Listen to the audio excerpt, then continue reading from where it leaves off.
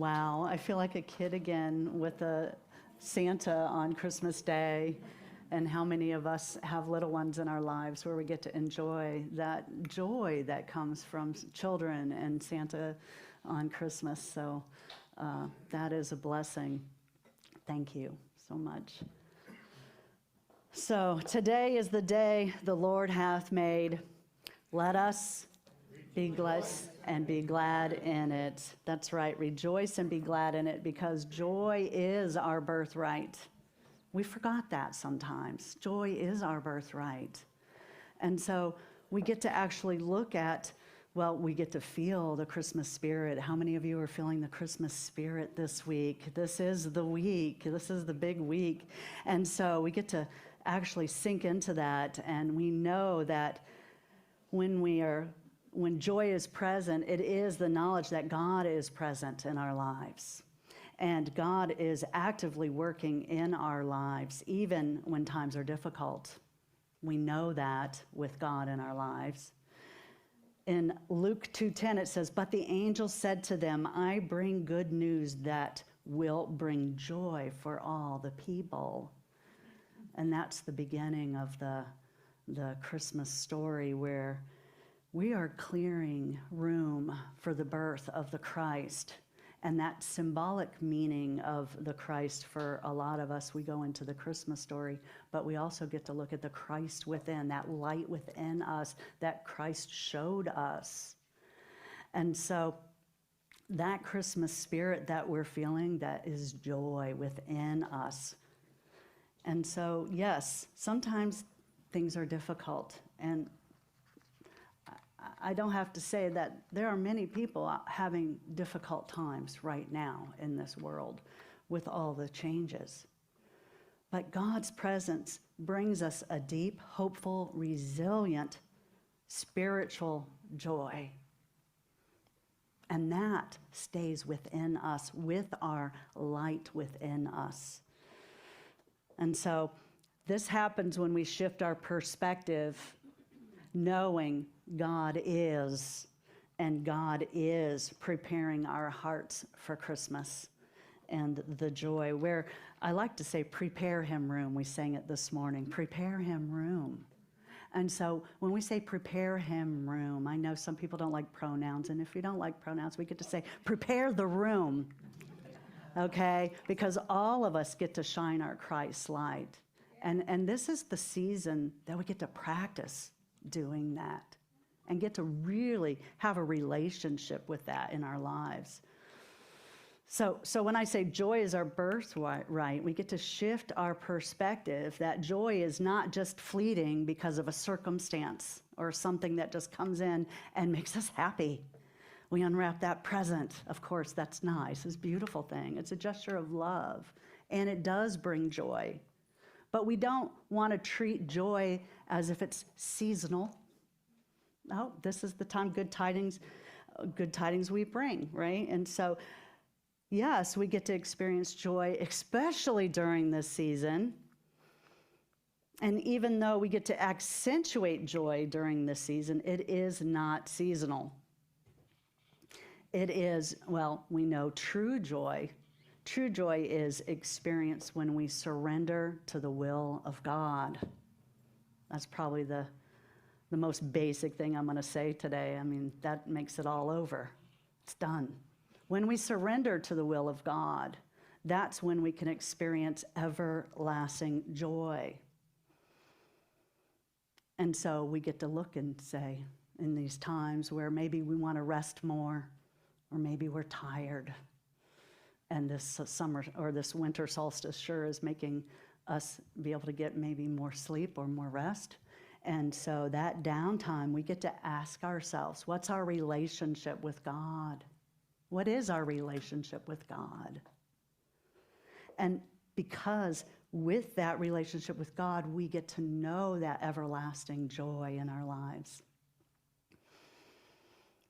So with God, we find gratitude. And gratitude is where joy is, even in the smallest things. We get to be joyful and choose joy. So Jesus said, I and the Father are one. And in John, well, what that means is that Jesus said, well, if I'm one with God, you can also be one with God. And that is a celebration of the unity with God, our unity with the Father, with God. Jesus demonstrated that for us. So we get to prepare him room, prepare for that relationship with God within our hearts and our souls, not just in our minds. That's not where God resides. We can talk about God and intellectualize about it, but God is in our heart and soul. And so in John 15:11, Jesus said, I've told you these things so your joy may be complete. I've told you these things so your joy may be complete. He didn't say, I told you these things so you can think about it. He didn't say, I told you these things so you can borrow joy for a minute or two or a little bit and then get back to without it. You get busy. No. Jesus didn't say, all right, you can have joy halfway, just a little bit today. No. I told you these things so your joy may be complete. That is complete. That means choosing joy and choosing not to curse the sky, choosing not to curse the traffic, choosing not to curse the person behind the car in the traffic, or to curse the customer standing in line next to you, or the customer service rep maybe at the busy store, or maybe your neighbor. So we get to look at that joy and what brings us joy, and that is choosing joy. With pure intentions, we get to choose joy on this day, today. This is the day. This is the day the Lord hath made. So when we choose joy, we choose a path of purpose and living in purpose and on purpose. We're cognizant of what our words are saying and what our actions are and how we treat people. This is the path of God. This is the path with God. And this path gives us a sense of belonging. Our family members aren't perfect. Our neighbors aren't perfect. We're not perfect. We are children of God. All of us are children of God. And so when we choose this path during this time of year, we get to rest on purpose. I'm going to sleep a little more on purpose.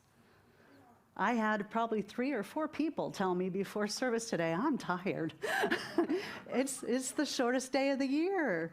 It's dark out there. We need to rest. We need a little bit more rest than normal now, especially with the holidays. We can feel it, you know? And so now is not only a time for rest, but it's a time while we're resting, we can set our intentions. And we can set our intentions to live in purpose and on purpose and recognize God's will in our lives.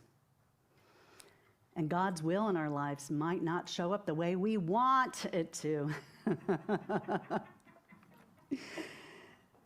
That's right. But to live on purpose, especially today, during the shortest day of the year. So, you know, there are only 2 days that are the most important days in a person's life. You know what they are?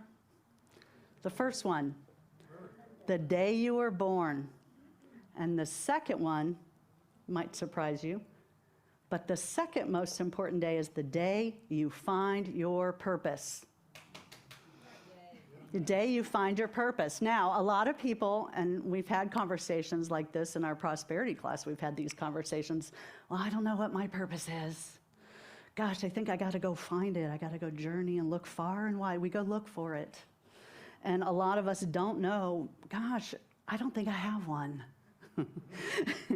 Oh, I don't know what my purpose is. Well, maybe we get to look in right here and now In the present moment is where God is. And we get to remember in the present moment is where God is. Here's the litmus test. If you are doing something and it's draining your energy, chances are it's not your purpose. But if you are doing things that give you energy, that bring you joy, now that's your purpose. And so for many of us, that means different things during this season. Some people are participating in bake-offs for the week or the last couple of weeks, and that brings joy. But if we still don't know what brings us joy, we get to actually tune into our intuition. Our intuition is that our spiritual GPS that'll take us where we're supposed to go. Maybe that was a Christmas party you were supposed to go to. Or I say that about myself because I looked at my watch this week and I went, oh man, I missed that one. But so we have the spiritual GPS is God's will for you in this time. And God's will guide you where you're supposed to go and what your purpose is and what you're supposed to be doing at the time. So we get to let it lead. We get to let our spiritual GPS lead the way during this time. And this is our life's purpose, is when we feel that joy, we are doing our purpose at that time, in that moment. Now remember, going and finding our life's purpose isn't a daunting task, or it shouldn't be a daunting task. Oh gosh, I haven't found my purpose yet.